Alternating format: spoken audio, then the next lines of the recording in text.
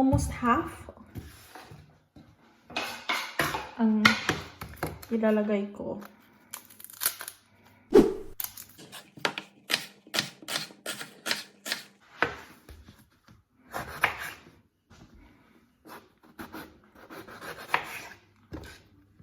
Yung eggplant, which is aubergine ang tawag dito sa UK. In American, it's eggplant.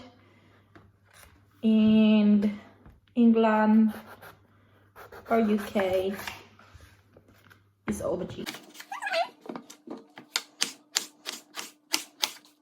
Just a little bit of oil. Once the oil is hot, I just add the onion.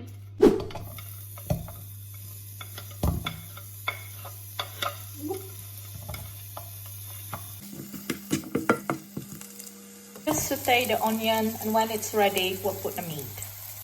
So the onion is ready, and then we add the meat.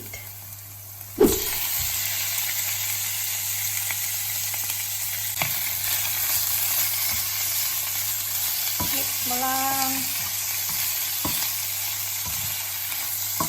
Just mix the pork and the onion. Oops. Until it's golden brown. So we just leave it for a bit and we cover it. Then after about a few minutes, lagyan mo lang siya ng black pepper,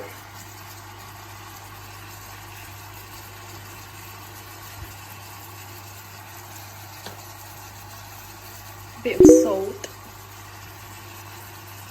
Not too much because lagyan natin siya ng soy sauce.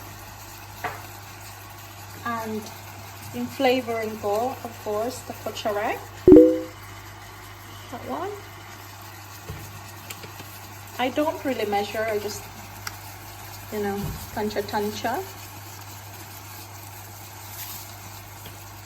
And then you mix it.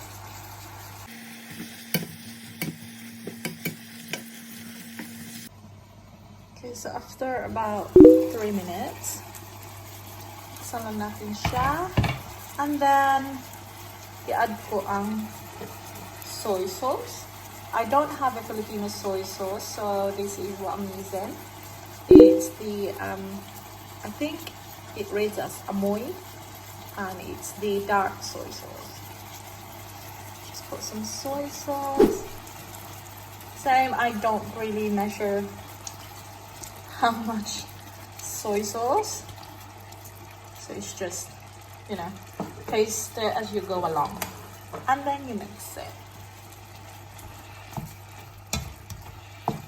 Okay, after a few minutes,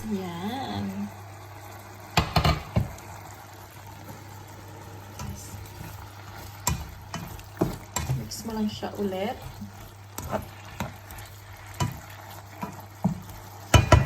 After that, you add the vegetables, or aubergine or eggplant, and then you mix.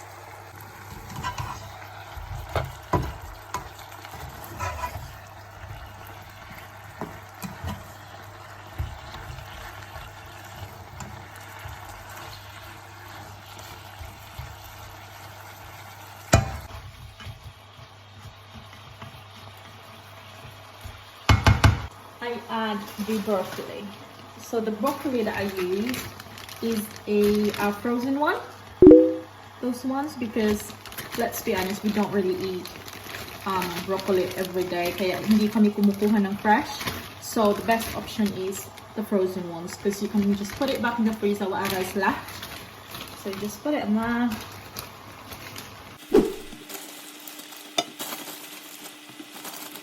So as you can see, it's frozen. So the frozen broccoli there, and then you just mix it. That's why I don't add any more water, or I don't add water, because yung broccoli ay frozen na siya. So lalabas yung tubig sa broccoli, at saka lalabas yung tubig sa aubergine, and then you just mix it.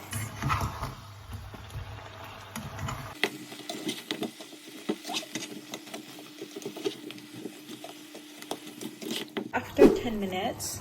You just check.